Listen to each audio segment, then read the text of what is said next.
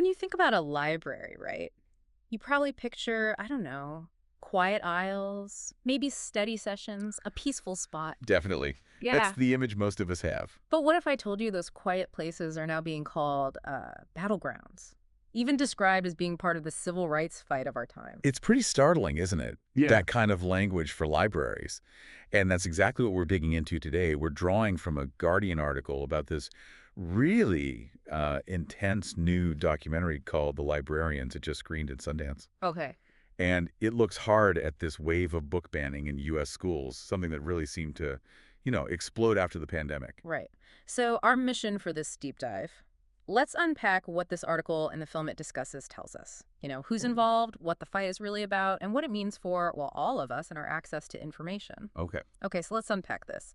The film, The Librarians, directed by Kim Snyder, Sarah Jessica Parker, is an executive producer. Mhm. It follows school librarians, right, from places like Texas, Florida, Louisiana, New Jersey. Yeah, several different states. And these aren't just minor disagreements. We're talking people getting fired, harassed, facing serious challenges, all because they wouldn't pull certain books off the shelves. Exactly. And these are people who, as the film points out, went into librarianship to be a, quote, steward of information, not pushing politics or some ideology. Was providing access. But now, suddenly, they're facing social media mobs. Their jobs are on the line. Some even worry about, legal trouble. It's a completely different world for them. It sounds incredibly stressful. There's this quote in the article from a Texas librarian in the film. She had to actually lock up certain books. Lock them up. Wow. Yeah, and she said it was like telling a student, we want to put you behind locks. Just think about that feeling. That's powerful. It really highlights the human cost, the feeling of censorship.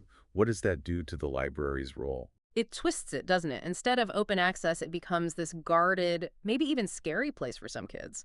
So here's where it gets really interesting.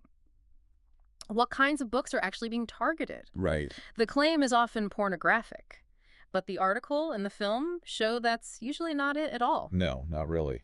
It's typically books dealing with African-American history, books friendly to LGBTQ plus kids, anything that talks about racism in America, or even classics. Toni Morrison's Beloved was challenged for violating, get this, Judeo-Christian principles. Wow.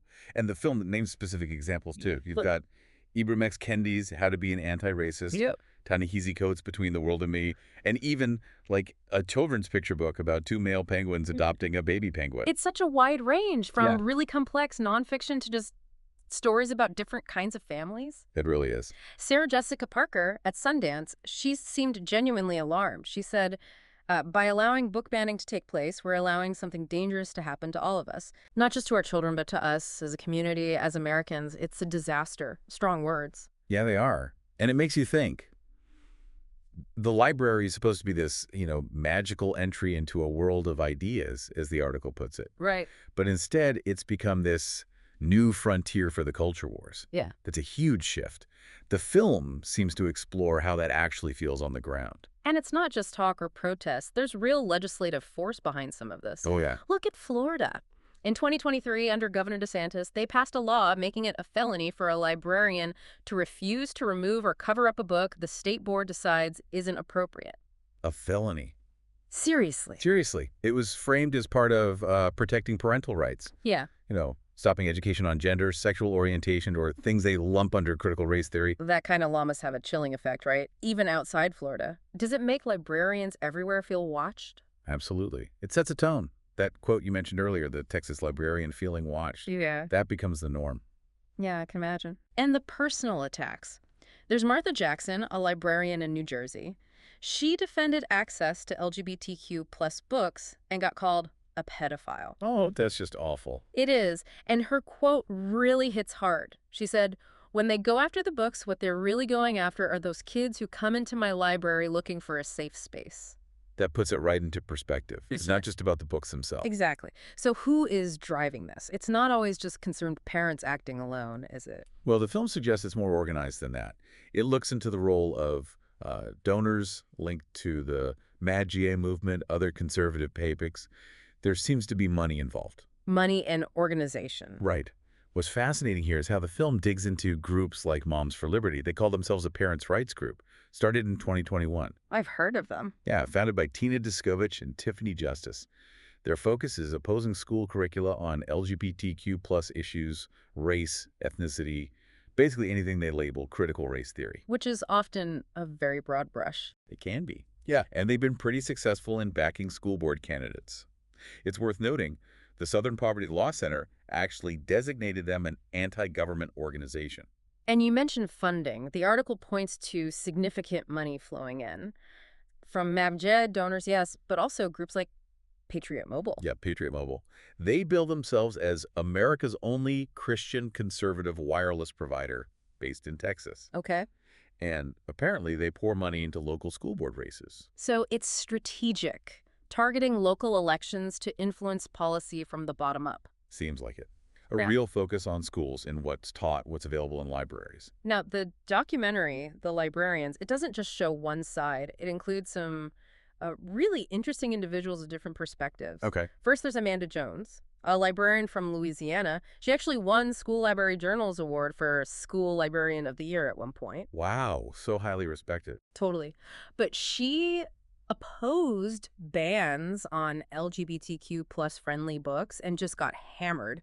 Death threats, called a groomer, a pedo, a porn pusher, all those horrible labels. Unbelievable. What did she do? She fought back, sued some of the people harassing her for defamation, and she's even written a memoir about it all. Good for her. That takes courage. Absolutely. But then there's maybe the most surprising person featured. Yeah. Who's that? Kimberly Gore. The article describes her as a far-right radio host who got elected to the school board in Granbury, Texas. Okay. Running on a book banning platform, I assume. Exactly. And apparently she genuinely believed kids were being exposed to, quote, pornographic materials. She was sincere about it. Right, acting out of conviction. But then, and this is the key part, she actually read the books, the ones she wanted banned. Oh, interesting. What happened? She realized they weren't what Moms for Liberty or others were saying. She told the Texas Tribune they actually promoted things like how to be a good friend, a good human. Wow. So reading the actual material changed her mind. Completely. But when she started voicing these, second thoughts, saying maybe these books weren't so bad, her former allies turned on her. Backlash. Blacklisting. That's incredible. What a powerful story. Mm. It just shows how important it is to actually engage with the information, not just the rhetoric around it. Right. It challenges that whole idea of needing to shield people from ideas.